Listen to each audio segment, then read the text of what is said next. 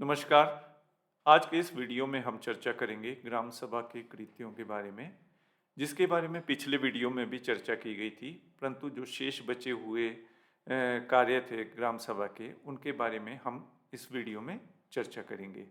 तो सर्वप्रथम ग्राम पंचायत ग्राम सभा की सिफारिशों और सुझावों पर सम्यक रूप से विचार करेगी।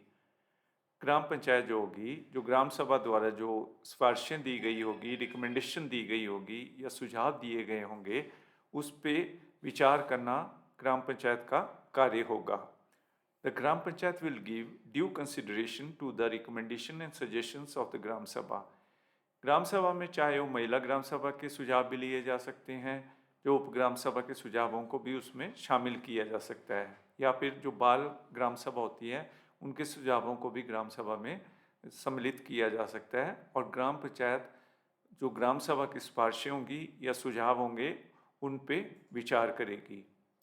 अगला है ग्राम सभा ग्राम पंचायत के संकर्मों, स्कीमों और अन्य क्रियाकलापों का पर्यवेक्षण करने और उनके बारे में इसकी बैठक में रिपोर्ट प्रस्तुत करने के लिए कम से कम 5 व्यक्तियों से गठित,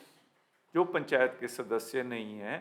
एक या एक से अधिक सतर्कता समितियां भी बना सकेंगी। और उपर्युक्त रिपोर्ट की प्रति ऐसे प्राधिकारी को भेजी जाएगी जो इस प्रयोजन के लिए विहित किए जाएं। तो इसमें यह बताया गया है कि ग्राम सभा अपने वर्क्स, स्कीम्स या अदर एक्टिविटीज़ का सुपरविज़न करने के लिए जो ऐसे 5 व्यक्तियों से गठित विजिलेंस कमेटियों का गठन करेगी, सतर्कता समितियों का गठन करेगी, उन लोगों को शामिल करके जो पंचायत के सदस्य नहीं हैं, परंतु वो ग्राम सभा के सदस्य हैं। तो इसके लिए ग्राम सभा जो है एक या एक से अधिक, परंतु 2 से अधिक नहीं, सतर्कता समितियों का गठन कर सकती है। परंतु इसके लिए कुछ शर्तें लगाई गई हैं। उसमें सबसे पहली शर्त ये है कि परंतु कोई व्यक्ति सतर्कता समिति के सदस्य के रूप में चयनित होने और सदस्य होने के लिए निर्हित हो जाएगा यदि उसने खंड 6 के अधीन वर्णित निर्हरता के सिवाय धारा 122 की उपधारा 1 में वर्णित कोई भी निर्हरता उपगत की हो। तो इसमें बताया गया है कि जो भी अयोग्यताएं हिमाचल प्रदेश पंचायती राज अधिनियम की धारा 122 से 1 में दी गई हैं, वर्णित की गई हैं, यदि वो व्यक्ति उन निर्हरताओं, अयोग्यताओं को प्राप्त कर लेता है तो वो व्यक्ति सतर्कता समिति में चयनित करने के लिए अयोग्य होगा। परंतु इसमें केवल एक अयोग्यता को छोड़ के अन्य अयोग्यता में से कोई भी अयोग्यता वो प्राप्त कर लेता है तो सतर्कता समिति का सदस्य नहीं बनाया जाएगा। फिर अन्य ग्राम सभा के कार्य ये कृत्य हैं: कृषि, पशुपालन, प्राथमिक शिक्षा, वन, स्वास्थ्य और परिवार कल्याण, बागवानी, सिंचाई एवं जन स्वास्थ्य, राजस्व और कल्याण विभाग के गांव स्तर के कृत्यकारी उस ग्राम सभा की बैठक में भाग लेंगे जिसकी अधिकारिता में वह तैनात है। तो इसमें बताया गया है कि जो विलेज लेवल फंक्शनरीज होंगे, चाहे वो कृषि विभाग के हों, पशुपालन विभाग के हों, प्राथमिक शिक्षा के हों, वन यानी फॉरेस्ट विभाग के हों, स्वास्थ्य एवं परिवार कल्याण के विलेज लेवल फंक्शनरीज हों, बागवानी विभाग के हों, सिंचाई एवं जन स्वास्थ्य, राजस्व या कल्याण विभाग के ग्राम स्तर के कृत्यकारी यानी विलेज लेवल फंक्शनरीज हों, तो वो उस ग्राम सभा की बैठक में भाग लेंगे जिनकी अधिकारिता में वह तैनात हैं। और यदि ऐसे गांव स्तर के कृत्यकारी बैठकों में उपस्थित नहीं होते हैं तो ग्राम सभा ग्राम पंचायत के माध्यम से उनके नियंत्रक अधिकारी को मामले की रिपोर्ट करेगी,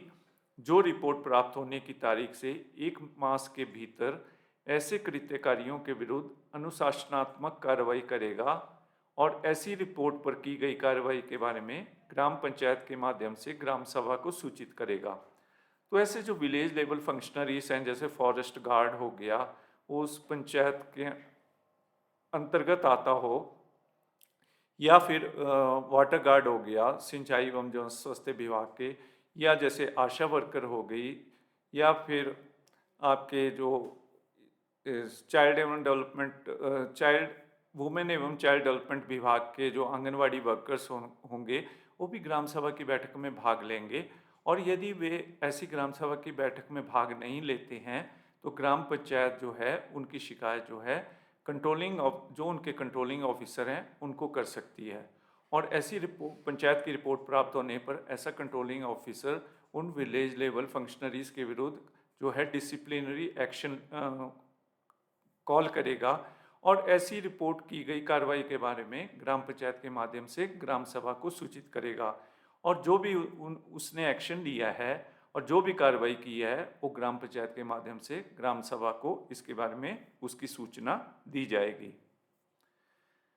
फिर अगला है ग्राम सभा उन सभी कृत्यों को करेगी जो अधिनियम की धारा 7 में विनिर्दिष्ट हैं। तो ग्राम सभा जो होगी उन सभी कार्य को करेगी जो हिमाचल प्रदेश पंचायती राज अधिनियम की धारा 7 में वर्णित हैं या स्पेसिफाइड हैं। ग्राम सभा स्थानीय समस्याओं से संबंधित विषयों पर विचार कर सकेगी, परंतु बैठक की अध्यक्षता करने वाला व्यक्ति यह सुनिश्चित करेगा कि किसी ऐसे विषय पर जो राष्ट्रीय एकता,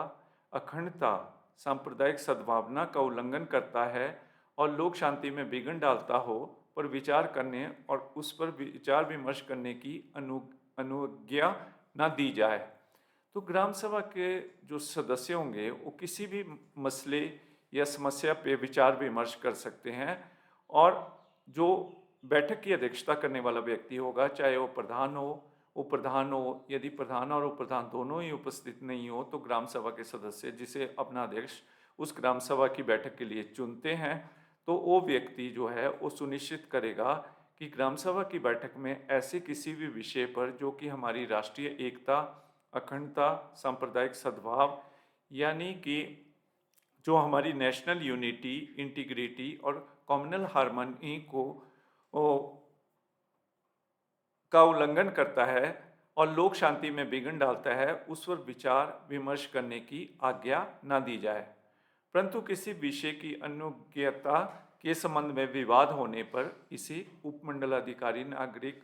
को जनहित में उसके विनिश्चय के लिए निर्देशित करेगा और इस पर उसका विनिश्चय अंतिम होगा। तो ऐसा कोई विवाद हो जाता है, कोई प्रस्ताव जिसके बारे में कंट्रोवर्सी हो जाती है, तो इस संबंध में विवाद होने पर ये जो मामला है इसे सुलझाने के लिए उस क्षेत्र के संबंधित उपमंडलाधिकारी एसडीओ सिविल को ये मामला प्रेषित किया जाएगा और उन द्वारा इस विषय पर दिया गया निर्णय जो होगा वो अंतिम माना जाएगा। फिर